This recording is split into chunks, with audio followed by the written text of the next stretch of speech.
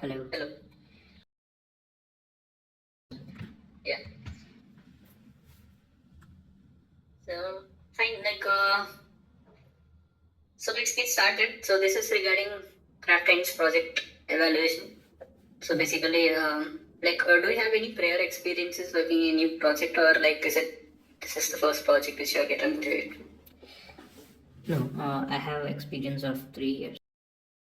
I was trained with Java and DBMS, and later when I started with my project, I was trained with GCP cloud services, and then later I started working on all this GCP services in Python language. Okay. So my first project was with Macy's.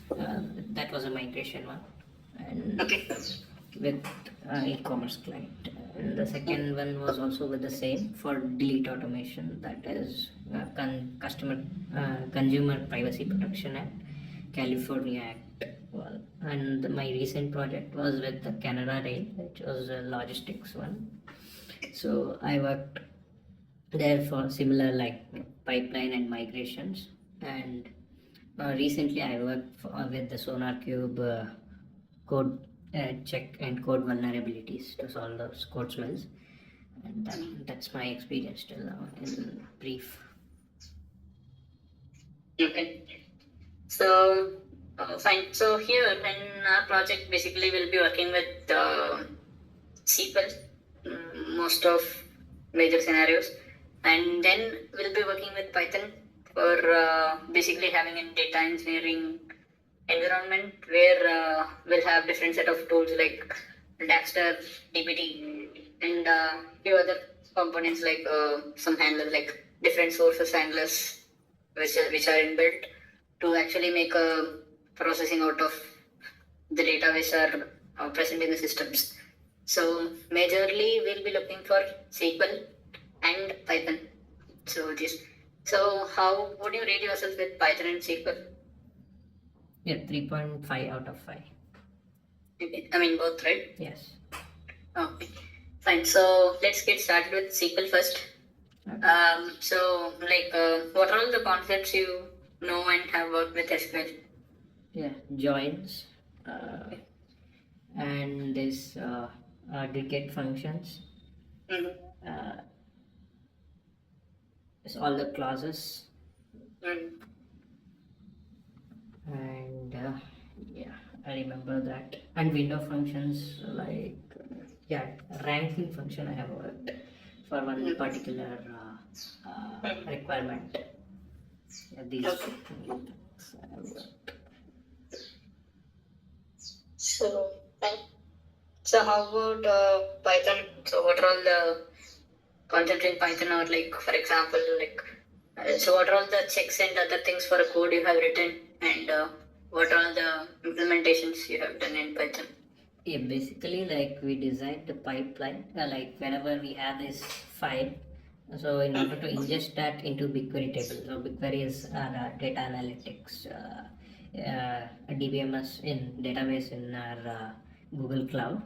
So in order to ingest to that, we designed this pipeline. In that pipeline, we use this what was that? Yeah, NumPy, Pandas library and all. So using these data frames and all, and along with that, we used to generate this UUID, and we used to store it in this temporary table, and making the changes and transformation to that, we used to store it our history table, like file to table, table to file. And one of the complication which we worked was like when the file was very huge, in order to share the sample file, we used this Unix script to cut down it to sample records of 10,000 records, and we shared it. So these many things, and we did in the first project. Okay, fine. Then maybe just share your screen. Let's get started with SQL, like few queries maybe, and then just Python, like few queries. Okay. One sec. Sharing. Yeah, sure. Just open any editor. That's okay. Just an online editor or any notepad, anything is fine.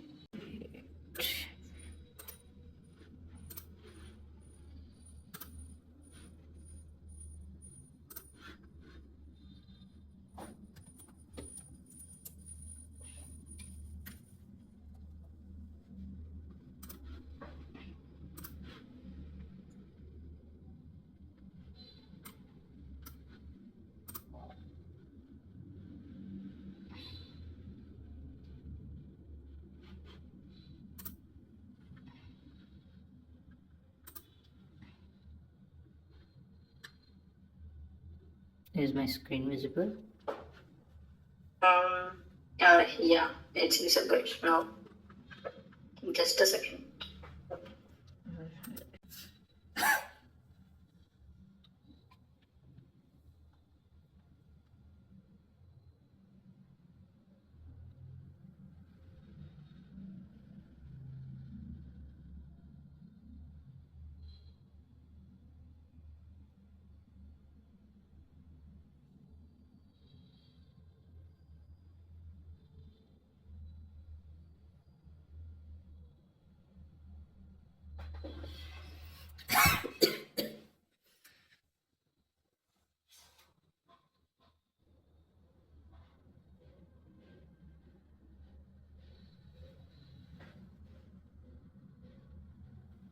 Okay, so let's go with some basic queries. So you have worked with where and having classes both, right? In SQL. Where? Having. Yeah. So so what would be the ideal scenario? For example, if you take these two tables, right, customer and orders, maybe, or anything. So how would you implement rather like where condition in one query and having clause in one query, just for any table? Yeah, like where condition. Yeah, you can just write a simple query out of any, I mean, not particular scenario, just any scenario with this particular table and data, right, that you have in customer.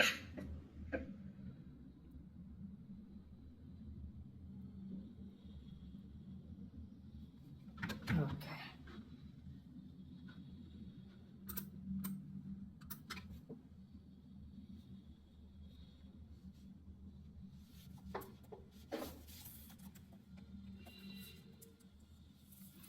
Like if we want any table or something like, and like for grouping and other things, like we can use have condition. Like for where clause we can what was that,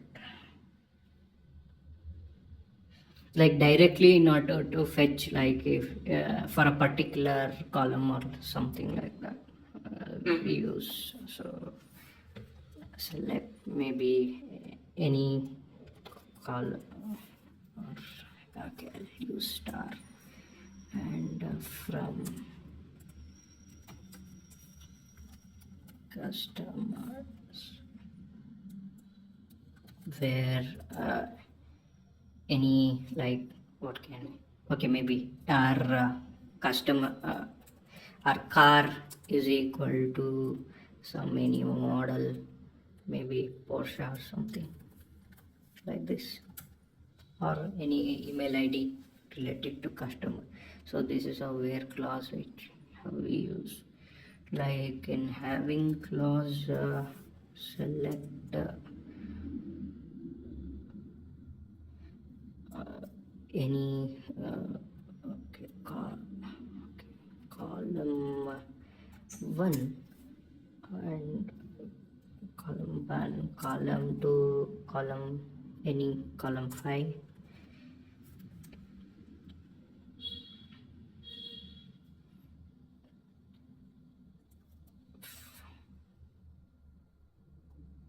From our order table. Okay, order table, and if we group orders, group by, okay, if that is a car, like we can have any model, proper model, and having the rate somewhere, having group by car model, having rate or cost like greater than some, maybe 10 lakhs, like that.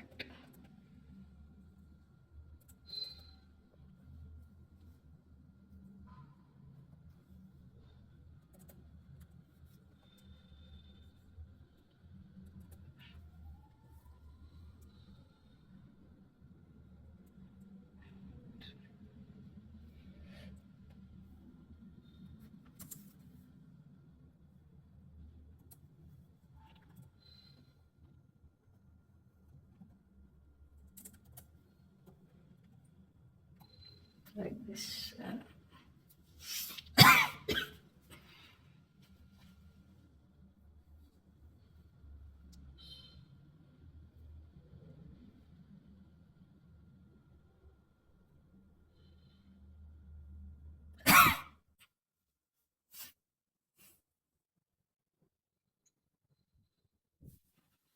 Okay, one question for you. Okay.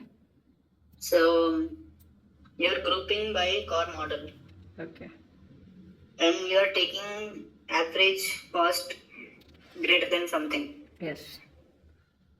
So can you give me a data set and just show me how does it work basically for that? Let's say like we have some four or five rows data. So how does the output be for this?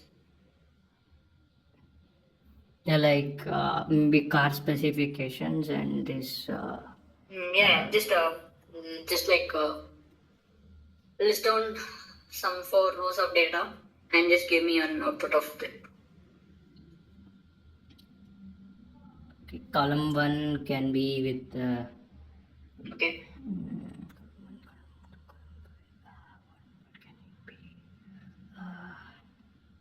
Yeah, one with respect to car specifications, and other is respect to car model, like, and on road price or something like that we can have, and other whatever the customer modifications, we have these three columns, and based on that particular thing we will have this average cost which will be deferred based on the car model. That's what I'm Okay, so we have like six rows. Okay, so we have two different car models. hmm. So what will be the output of it out of these six rows? So how many rows will be coming as an output?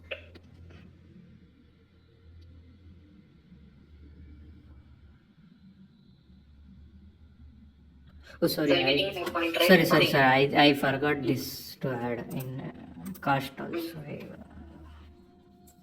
Sorry, the only the cost is not displayed. This one also I am supposed to add. Sorry for that. No problem. Now Fine. it's Mm-hmm. now it will have 4 along with other specifications. Yeah, I get your point. Just I see what my question is. See, we have six rows of data and two different car models Okay. inside it. Okay. So what will be the output number of output rows from the query? Six columns and 2 models. No. Six rows total Six, data number of lines of data is six. Okay. So out of which you have two unique car models. Yeah. So what will be the output of this query? 2. Two. Yes. Okay.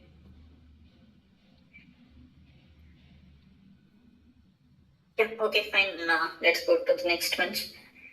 So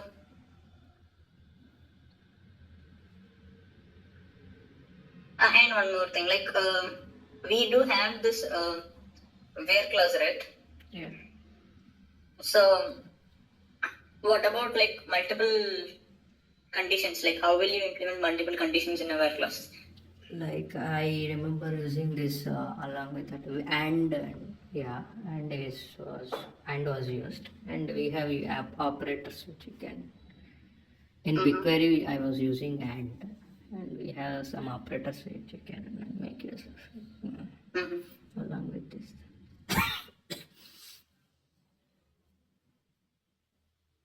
Okay.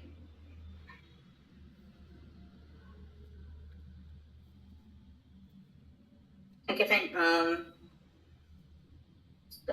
Fine. So let's say we have another scenario where we have data which is like there is one, let's say there is no unique keys, okay, basically in the table.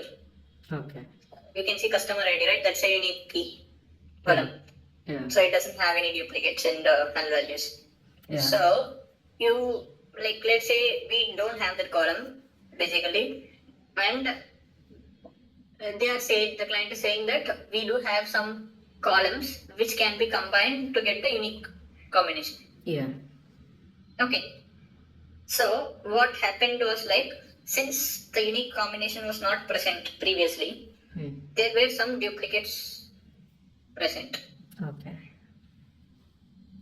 So your goal is basically to take the latest. So let's say there are totally 8 columns, out of which 7 are 7 columns. If you combine, it will give you unique combination. I mean unique ID something. Let's say you generated UID, right? So you can pass in all these columns to generate similar to that ID, something like that. Okay.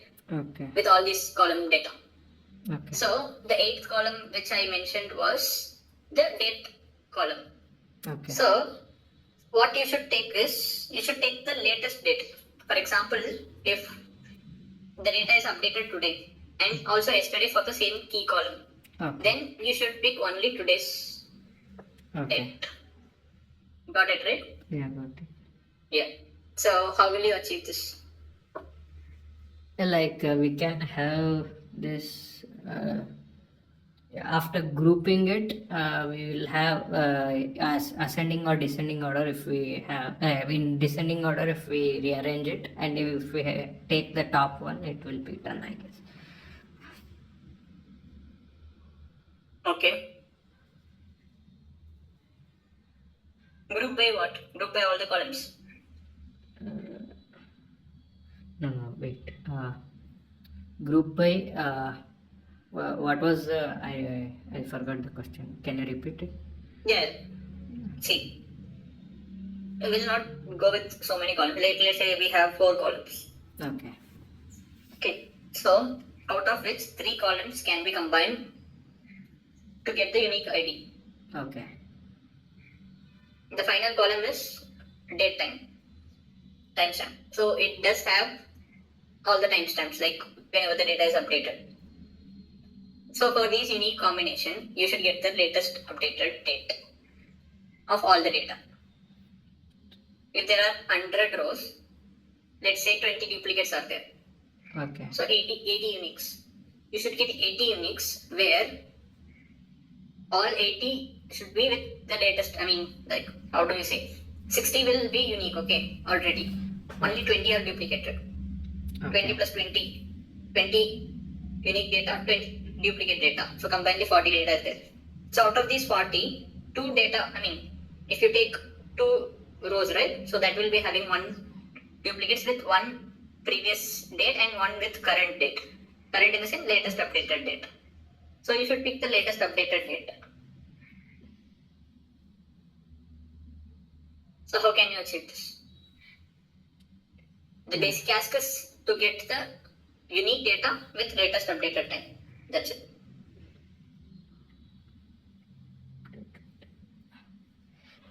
Like using the joins, we can combine and get the unique or yeah, we can add UUID after that, and if we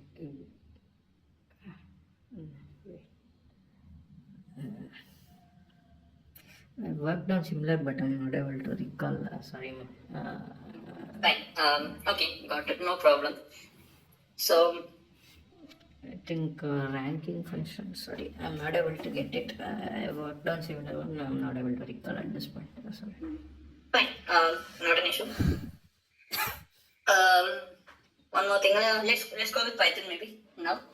So, you mentioned, right, like, for example, if you are having a huge volume of data, let's say, so what you can use to basically instead, for example, if you are having list of data frames, let's say, okay, you have processed a file and you have a list of data frames.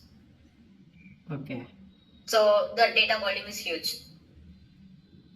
In that case, how will you handle the data? What concept you can implement it so that it can optimize the function call?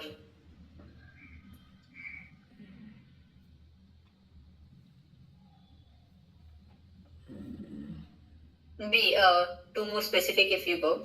What can be the return of that particular function to optimize the call of it?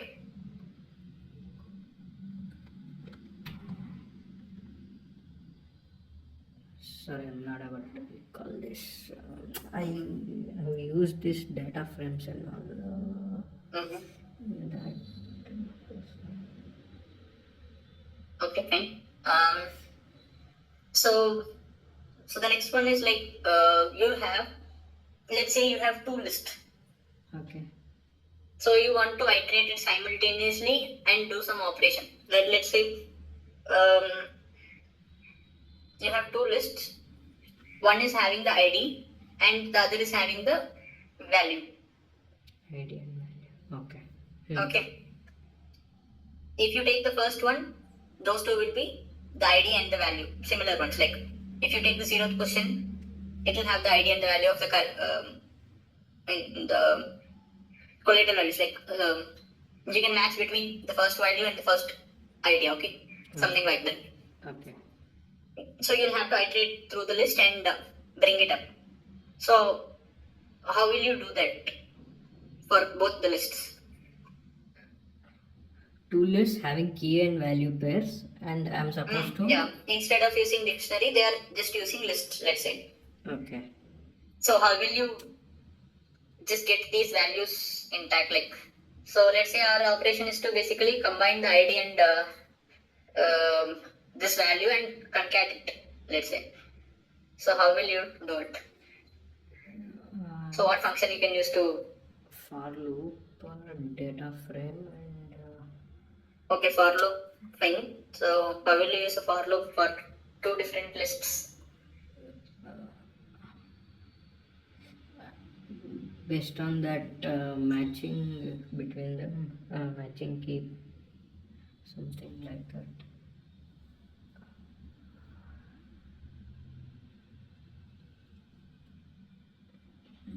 See, we would have seen, like, see, for example, if you take a list, simple list, okay. Okay. So let's say, like, for I in some data, let's say for I in data, then you pass on all these values. Like I will have that particular value, or if you want the range, you will take the range of that, right? So this is for one particular list. So how will you do it for two lists simultaneously?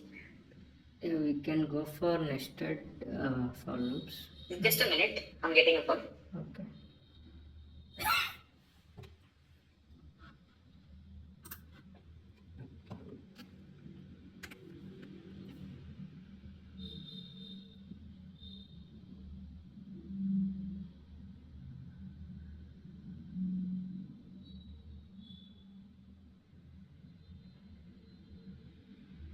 Hello. Hello. Yeah. Yeah, like a for loop within a for loop, we can do like that, or we can use any operators and AND function. Okay. And have you used like anywhere multi-processing concepts in Python? like can you define any libraries with respect to that? No, not specific to libraries. Like let's say, for example, if you are having a function call which Okay. needs to be run multiple times within your data sets, let's say. Yes. So for improving that calls, right? Like if you put a for loop and run it, what will happen is on completion of one particular function output, then the next process will start, right? Yeah. The next call will happen. So let's say one particular file is taking 10 minutes to process.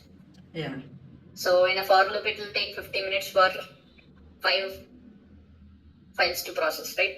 Yeah. So how can you optimize this thing? Like with oops concept, I think I can do it.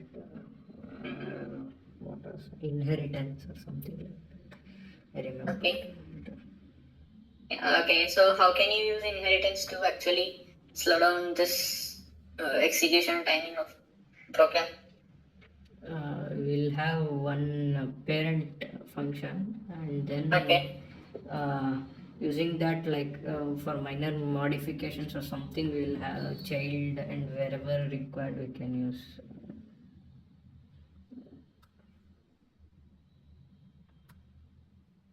Okay, does a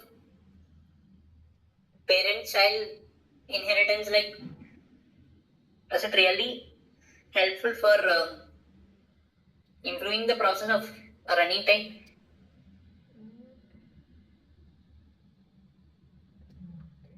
What does basically inheritance do? Like if you implement a child and parent class, right? So what will happen? Okay, like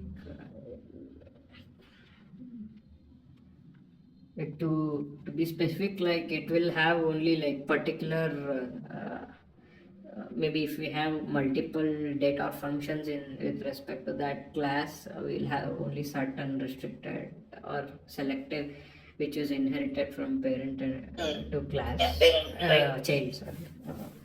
But our scenario is just we have a singular function Okay. where we have multiple calls to it. Let's say we have Polymorphism. a file processing function. Okay. So it will process all the data inside your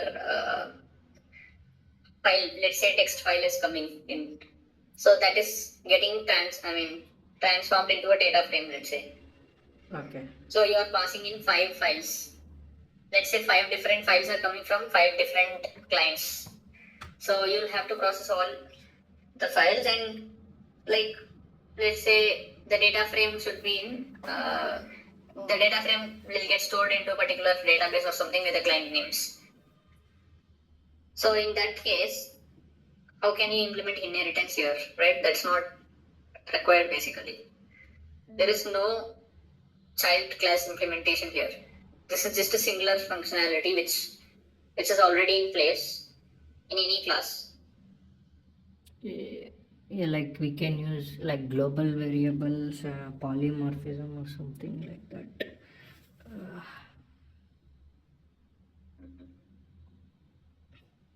Again, if you go to polymorphism, right? So what is basically polymorphism? Poly means many, many. Okay. Morph means like some changes or types of usage. Okay. So many in the sense different types of usages of Yeah. the functional variables. Let's say operators or whatever you change it up, right? That's what polymorphism is. Again, here we don't have any particular changes with the simple variable is a read file, like, and it does have like same text format only. It's not changing the format also. Let's say if you have different types of files like JSON, text and other different formats, then you can say, okay, we can go to polymorphism for implementing this. Right? We have all similar format of files, just text files, all 5. And also the return type is also same for all the functions, it's a data frame. So you have known about these pool executors, right? In Python, thread pool executors. Yeah, XCOM, XPool, is it that one? Not XCOM. Maybe I think you would have used it somewhere differently. But still, there is something called pool executors, which you can actually, which is something similar to kind of. So this is simple. Okay, see. What you do is like you have a particular function to run. So you can use this pool executors to actually run your particular function in different cores of your CPU. Like one particular function is taking this much amount of time to run. So parallel processes will be executed with each and every data file. So